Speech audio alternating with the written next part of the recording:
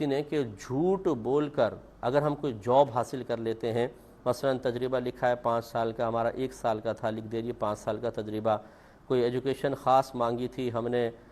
جعلی کاغذات بنا کر جاب حاصل کر لی، تو اس جاب کا حاصل کرنا کیسا ہے، اور اب جو اس کی تنخواہ آئے گی وہ تنخواہ ہمارے لیے حلال ہوگی یا حرام ہوگی؟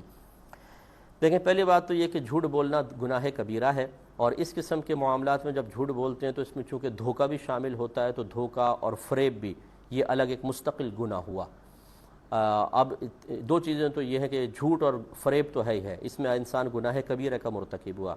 اب اس کے بعد اس جاب کی سیلری حلال ہوگی کہ نہیں ہوگی، اس کا مسئلہ یہ ہے کہ اگر تو جتنا تجربہ مانگا تھا اتنا ہی آپ کا تجربہ ہے، مثال کے طور پر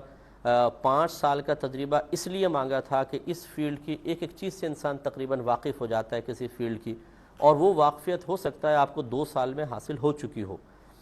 فرض کر لیں کہ کوئی کسی فیلڈ کا ماہر ہے اور اس کو 2 سال میں ہو گئی ہے، تو حقیقتاً 5 سال یا 2 سال کا مسئلہ نہیں ہے، اصل تو 5 سال رکھے اس لیے تھے کہ اس فیلڈ کے ایک ماہر کی تلاش تھی، جو غالب گمان یہ ہے کہ 5 سال میں وہ مہارت حاصل کر لے گا۔ تو بعض بہت ذہین ہوتے ہیں، اپنے فن سے بہت زیادہ دلچسپی رکھتے ہیں، انہیں اللہ تبارک و تعالیٰ جلدی ترقی عطا فرما دیتا ہے۔ تو اس کا مطلب یہ ہوا کہ 5 سال تھے لیکن آپ نے 2 سال میں یہ چیز حاصل کر لی، تو گویا کہ اگرچہ مدت کم ہے لیکن جو ان کی ریکوائرمنٹ تھی وہ پوری ہو گئی۔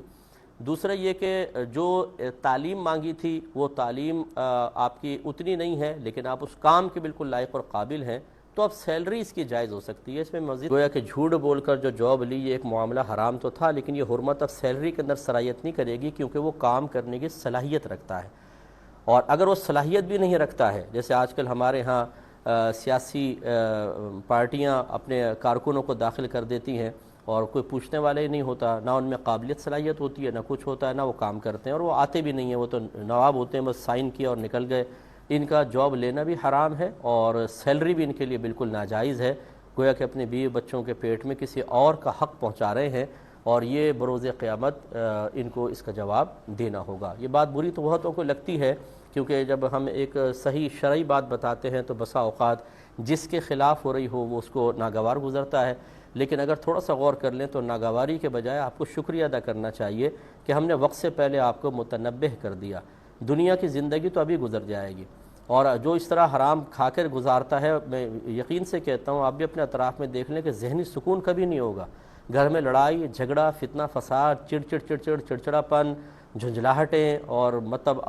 اٹھا پٹخ مچ رہی ہوگی، گالیاں بک رہے ہوں گے ایک دوسرے کو، اولاد نافرمان نکل رہی ہوگی، لیکن ہم بس یہ کہ بھی ہمارا گزارا ہو رہا ہے، اس تمام تر صورتحال کو جو اس حرام پیسے کی نحوست ہے ہمیں نظر آ رہی ہوتی ہے، نظر انداز کرتے ہیں، اور پھر آخرتی گرفت تو ہے ہی ہے۔ تو اگر پہلے سے انسان متنبہ ہو کہ اپنے آپ کو ایسی چیزوں سے دور کرے، یا اپنے اندر وہ قابلیت بیدار کرے تاکہ وہ کام صحیح طریقے سے کر سکے اور وقت کے اوپر جائے اور وقت کے اوپر آئے، تو پھر بھی کوئی گنجائش نکل سکتی ہے۔ تو ان چیزوں پر ناراض نہیں ہونا چاہیے بلکہ توجہ کرنی چاہیے۔